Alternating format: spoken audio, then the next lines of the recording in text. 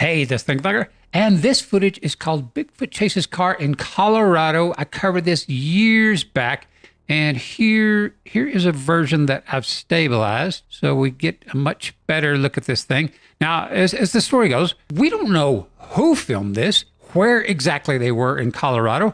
According to the description, it said they thought they had hit something. They thought they had hit a deer. It didn't say they had seen a deer. They just thought they hit one, so they started backing up, and they're filming the screen from their backup camera right here. And then this large dark shape comes flying out of the darkness like a wild man, and the couple they split.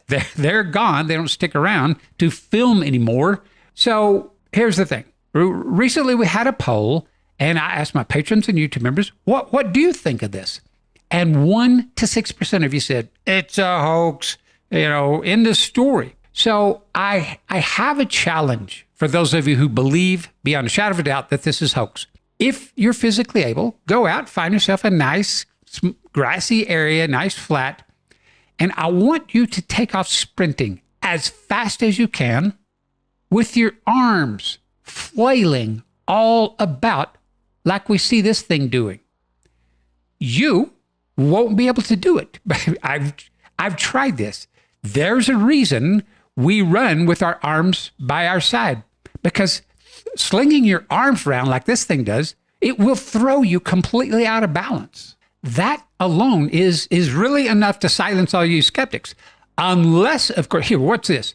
I'll try to speed this up. See, look, never stumbles, runs a straight line. You can't do that. Now, if you can, please film yourself doing it, and I'll show everybody, and I'll issue an apology. And for the, say, 6 to 10% of you who said this is a forest giant, end of story.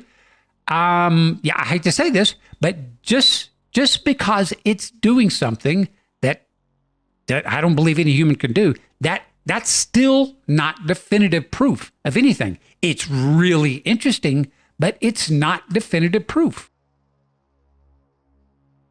Now, have a look at this. I searched for how wide are single-lane country roads in Colorado, and I'm at Colorado Department of Transportation, and the best I could get is from about 10 to 12 feet. So based on that, I took a copy of this guy right here, or gal, and this is what I did in my video years ago. I said, look at this thing. This thing takes up a good part of that road. And even if that road is only 10 foot wide, that still makes this thing humongous. But even that still is not definitive proof that this is not a human. All right, let's just jump right in and see if we can measure this thing. And by the way, when I say measured, I don't mean down to the thousandth of an inch. I'm not measuring this thing for a new suit. It does not have to be anywhere near that close. All we have to do here is find a few major body joints. And right there is a knee joint. I'm not guessing it's a knee joint. It's not my opinion. That 100% is a knee joint. And right up here, we see its arm bent right there. That is an elbow joint. And here is an outline that I've put around what we see right there with our own eyes. So for the remaining 3% of you who still insist that blurry images are impossible to measure for the sake of proportional DNA, I'll admit it. It's hard to do. This is the most time-consuming process. And if you don't have a good working knowledge of anatomy and how our skeletons work and move, and if you don't have the proper tools, if you don't have, like, say, 3D programs and aren't willing to spend the time posing these figures, trying to match the image, again, it takes a lot of time. But you can see where everything now fits within the outline. It lines up on where we see the arms and legs bending. So we have arrived plus or minus 3% margin of error on where all the major body joints are, and that is close enough. All right, so we are getting close to being done here. So what can we measure? Well, look at its left arm. It's bent, it's back behind, so I don't trust measuring that. Also, we saw where its torso appears to be leaning forward. We don't know exactly how much or what degree, so I'm not going to measure its torso. Its left leg, it looks like we get a good clean shot of that, but the problem is that we're not sure how much further back its foot is or what angle the leg is, so I'm not going to measure that. So I'm just going to measure the right thigh from the hip socket down to the knee. And now I'll measure the wrist up to the elbow, and from the elbow up to the shoulder socket. And so now I've changed the color of these bars to make it easier to tell them apart. So here we go. All we need to do now, if this is a human, this leg down here is going to be 30% longer than its arms. But here, let's just do this. I'm going to take a copy of the thigh measurement bar and bring it up next to the upper arm. And here I'll turn it, line them up. Now, your thigh is approximately 30% longer than your upper arm bone. Would you say this thigh is 30% longer than the upper arm bone? No. And that is a huge problem for everybody who knew beyond a shadow of a doubt that this is a hoax. And now to further prove that the Colorado car-chasing Bigfoot is not a human, I'm going to bring these measurement bars down here. First column is the arm length. The second column is the thigh. And I made a duplicate of the thigh measurement bar and put it right here, grayed out for the shin, since I didn't get to measure the shin. But our human thighs and shins are relatively the same length. And now I'm going to drop in a human also running towards the camera. And I've measured him the exact same way, posed a skeleton exactly the same way. Take a good look at the vast difference with these two posed roughly the same size. Take a look at the vast difference between the upper arm lengths and the vast difference between the torso lengths. And by the way, the skeleton over here on the left, I had to radically rescale this thing just to make it fit the Colorado running a car-chasing Bigfoot.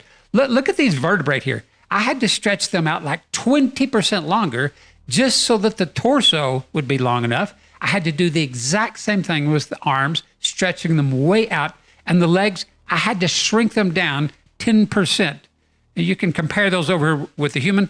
Again, I didn't have to do a thing to the skeleton to make it line up perfectly with the human body. That alone should tell you something. And so now, looking at nothing else but the measurement bars, do the two line up?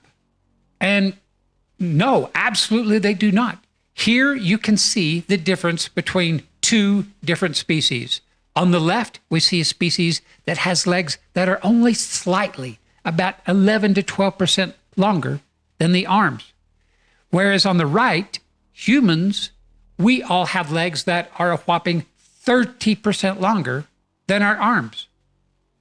So the question remains, if all normal, typical adult humans on the planet, male and female, all ethnicities, if we all have legs that are 30% longer than our arms, how do you explain this thing over here on the left?